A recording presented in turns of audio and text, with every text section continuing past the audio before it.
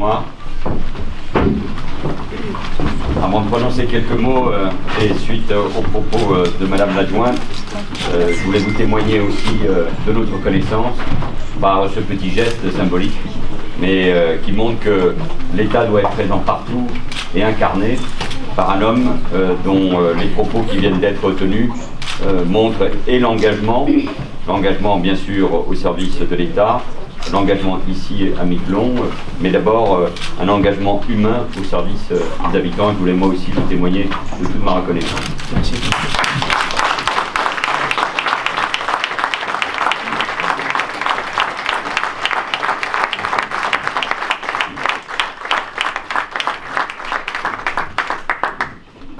Mesdames les ministres, chère Annick et chère Erika, Monsieur le député, cher Stéphane, Madame la sénatrice, chère Karine, Monsieur le préfet, Madame la première adjointe au maire, Mesdames, Messieurs les élus, Monsieur le conseiller économique, social et environnemental, Mesdames, Messieurs, je veux d'abord, à mon tour, avoir une pensée amicale pour votre maire, Jean de Lizarraga, à qui je souhaite un bon rétablissement.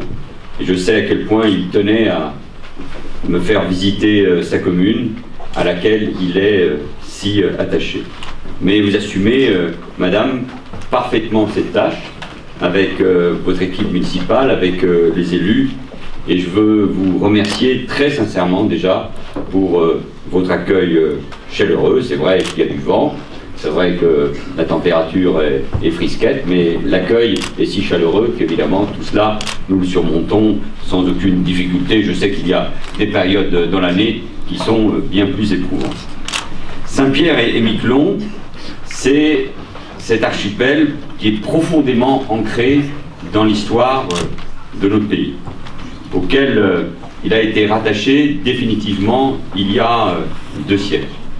Je voulais assister aux cérémonies du bicentenaire en juin, et avec les ministres évidemment m'engager dans ce presque marathon qui a lieu tous les ans. Ça sera pour une prochaine fois, mais je voulais bien sûr d'abord assister aux cérémonies du bicentenaire. Mais le contexte de sécurité en pleine Coupe d'Europe de football et avec la menace terroriste ne me l'a finalement pas permis. Ce n'était, vous le voyez, que partie remise. Je voulais vraiment venir être avec vous et je suis très heureux d'être ici à la suite du président de la République venu lui à votre rencontre en décembre 2014. Le président de la République et le Premier ministre au cours d'un seul quinquennat, cela montre vraiment, je crois, notre attachement à Miquelon. Et c'est la première fois depuis près de 30 ans, donc, qu'un Premier ministre se rend à Miquelon. Le dernier était Jacques Chirac, en août 1987. Et après la Guyane, la Guadeloupe, la Martinique, j'étais alors ministre de l'Intérieur, la Réunion, Mayotte, la Nouvelle-Calédonie, comme chef du gouvernement, c'est avec beaucoup de plaisir que je viens à votre rencontre et que je découvre ce bout de France dans l'Atlantique Nord. Vos ancêtres, pour beaucoup, il suffit d'entendre les noms. Basques, Normands, Bretons. Hier, nous étions à Saint-Pierre, dans un lieu bien sympathique où il y avait un fest-noz. On a failli d'ailleurs être emporté par cette danse. Vos ancêtres ont bâti cette commune. Et génération après génération, par leur ténacité, malgré les conditions de vie difficiles, ils l'ont fait prospérer. Ils ont montré tout ce que l'on peut faire. C'est au fond la grandeur de notre pays et surtout des habitants de l'archipel, à force de détermination et de travail. Grandeur, c'est un beau mot quand il s'agit de parler de la France. Car la France, ce n'est pas seulement un hexagone, un récit national figé, recroquevillé, comme le voudraient certains. La France rayonne, oui elle rayonne, à travers le monde, par ses valeurs, par son ambition universaliste, par sa langue, nous l'avons vu encore avec les ministres, nous l'avons entendu à Ottawa, mais bien sûr d'abord à Montréal et à Québec, d'où nous venons, mais elle rayonne aussi par sa diversité, par ses outre-mer, par sa présence sur les océans, comme vous, ici, dans l'Atlantique. J'entends parfois des caricatures sur les outre-mer. On nous dit combien ça coûte, comme si les outre-mer, ce n'était pas la France. Ici, nous sommes très loin, un peu des paysans parfois, et pourtant, il y avait et il y a ce monument aux morts. Ces hommes ici qui sont tombés pour les valeurs de la France. Ce monument aux morts, ces gendarmes, ces sapeurs-pompiers, ceux qui représentent l'État, les élus avec l'écharpe tricolore, l'église, l'école, bref, tout ce qui fonde, tout ce qu'on retrouve partout en France, dans tous nos villages, dans toutes nos villes. Et comme s'il n'y avait pas, quand on entend ces mots, comme s'il n'y avait pas ce lien intime, au fond indestructible, qui relie nos outre-mer à la métropole. La République, c'est cette belle continuité entre tous ces territoires, et notamment ici, dans ces territoires, qui a été le premier territoire, l'un des premiers territoires à rejoindre le général de Gaulle et la volonté de la libération. La République est partout, elle va partout, elle agit partout avec une même détermination. Les Outre-mer ne mendient pas, ne quémandent pas, ne réclament pas plus à Saint-Pierre et Miquelon qu'à La Réunion, chère Erika. Ils demandent uniquement que leur spécificité soit reconnue. Ils demandent de pouvoir tracer avec dignité leur propre chemin au sein de la République. Et je sais que cette attente est forte, elle est légitime.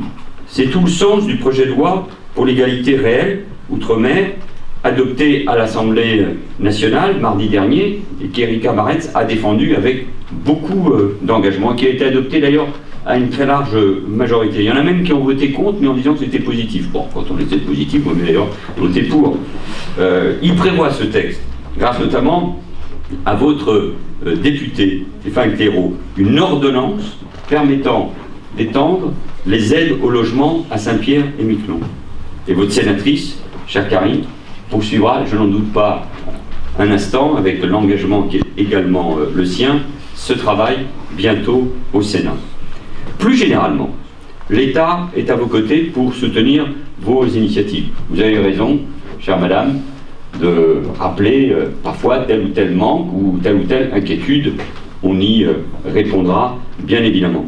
Mais jamais, je crois, l'État n'a autant fait pour Saint-Pierre et Miquelon. Jamais l'État n'a été aussi présent pour nos territoires ultramarins. Jamais le budget n'a été aussi conséquent pour venir soutenir économie, agriculture et habitants. Nous avons en effet ainsi financé la modernisation des équipements de la SNPM, dont le tunnel de surgélation en 2015, et nous mettrons en place un fonds de soutien pour l'économie maritime afin que les entreprises de Saint-Pierre-et-Miquelon, que je vais rencontrer tout à l'heure, puissent se développer et gagner de nouveaux marchés. Ce fonds a vocation à aider naturellement la SNPM et EDC, ces deux belles entreprises miquelonaises dont je salue les salariés ici présents. Car je n'imagine pas l'avenir de Miquelon-Langlade sans une pêche dynamique et créatrice d'emplois. Je suis également fier d'avoir à vos côtés posé la première pierre de l'abattoir de Miquelon, qui permettra qu'une agriculture de haute qualité continue de se développer. Ces produits connaîtront, et merci de m'en avoir offert quelques échantillons, ces produits connaîtront, j'en suis convaincu, un grand succès en France métropolitaine et au Canada. Ils permettront aussi de mettre sur le marché davantage de produits frais. Les ultramarins, comme les métropolitains, ont enfin pleinement droit, en cas de coup dur, à la protection de l'État et à la solidarité de la nation. Lorsqu'un incendie a touché les ateliers municipaux, le gouvernement a ainsi apporté immédiatement une aide financière conséquente.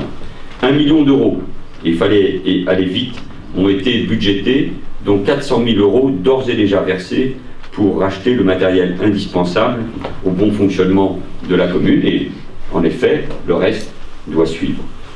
Mesdames, Messieurs, votre archipel est doté d'un potentiel considérable. Son emplacement est stratégique, et il le sera encore plus demain avec l'ouverture de nouvelles routes maritimes. Cela doit être une opportunité, un levier économique supplémentaire. Je salue Annick Girardin qui se bat depuis longtemps pour que notre pays ne sacrifie pas ses droits sur l'autel de sa relation avec le Canada. Je l'ai dit à mon ami Justin Trudeau, les vrais amis se parlent franchement et n'hésitent pas à exprimer leur désaccord pour mieux essayer de les dépasser et de trouver bien sûr des solutions aux conflits ou aux problèmes. Notre pays a ainsi porté, grâce à vous, une revendication très claire sur le plateau continental, et la ministre comme vos deux parlementaires défendent cette idée. Et nous allons engager de belles coopérations avec le Québec grâce à l'accord signé hier, mais qui avait été engagé il y a 48 heures à Rimouski, et qui prévoit la création d'un institut maritime franco-québécois. Nous l'avions décidé il y a un peu plus d'un an avec Philippe Couillard, le Premier ministre du Québec. Nous le mettons en œuvre. Je sais aussi tout l'attachement des Français à leur commune, à leur mairie. Et donc je sais l'attachement ici à leur mairie. Et je veux saluer Karine Clairaut qui œuvre également, elle qui est maire aussi, avec détermination et dynamisme au Sénat pour faire comprendre vos spécificités. Je peux vous dire qu'avec la ministre, la sénatrice et le député, je suis devenu un grand spécialiste de Saint-Pierre et Miquelon, que je connaissais avant même de venir ce territoire, mais évidemment on ne peut le connaître que si on s'y rend et que si on rencontre les habitants et ceux qui les représentent. Je vais vous dire en un mot que j'ai pleinement confiance dans l'avenir de l'archipel et de cette commune de Miquelon-Langlade. Il y a là quelque chose d'assez extraordinaire quand on vient, des paysages incroyables, de l'attachement. Vous le disiez, j'étais très marqué hier par une discussion que j'ai eue avec des jeunes, il y en a ici, je les remercie, de première et de terminale. Nous avons abordé bien sûr la question de l'internat, de la réussite. Vous me parliez d'ailleurs, chère madame la première adjointe, également de l'école et du collège ici. Vous me l'avez montré quand nous sommes passés devant. Mais ce qui m'a frappé chez les jeunes que j'ai rencontrés, c'est l'optimisme. C'est bien sûr des problèmes, le lien avec la France, le lien avec le Canada, mais c'est l'optimisme. C'est aussi le bonheur de vivre ici sur cet archipel, d'y vivre dans ce milieu naturel étonnant. Et renvoyer une belle image de la jeunesse, de l'optimisme, de l'envie d'aller de l'avant, ce qui manque parfois d'ailleurs en métropole. Mesdames, Messieurs, mes chers compatriotes, ce matin à Nice, il y a quelques heures à peine, la Nation, en présence du président de la République, du président de l'Assemblée nationale et du Sénat, rendait hommage aux victimes du terrorisme, aux victimes de cet acte barbare commis un 14 juillet. Le 14 juillet, jour de fête nationale que vous ici, vous célébrez aussi avec ferveur. Et j'ai une pensée, bien sûr, pour chacune des victimes de ce 14 juillet terrible, pour les blessés qui souffrent dans leur chair, pour tous ceux qui resteront marqués à tout jamais, y compris dans leur esprit par ces faits terribles. Je pense à leurs familles et à leurs proches. Je viens de vous parler d'optimisme, je viens vous parler de jeunesse. Vous le savez, vous le disiez, au fond, vous êtes à l'abri des événements terribles que nous avons connus en métropole, d'un climat difficile parfois en France et en Europe, d'un climat politique qui n'est pas à la hauteur des événements et des enjeux. Et moi ici je veux faire une nouvelle fois un appel au rassemblement des Français. Le faire à Miquelon a du sens, parce qu'il y a cette histoire, il y a cet amour de la patrie, cet attachement. Tous vous êtes profondément attachés à l'histoire assez de siècles. Vous êtes attaché à la métropole et à la France. Oui, un appel au rassemblement. Les divisions, les querelles, les débats, aujourd'hui ne sont pas à la hauteur des grands enjeux du monde, la menace terroriste, la crise des réfugiés, le réchauffement climatique, les grands enjeux économiques. Nous devons nous attacher à promouvoir la France, son économie, sa langue, sa culture, sa pêche, son agriculture, qui sont évidemment des atouts incroyables.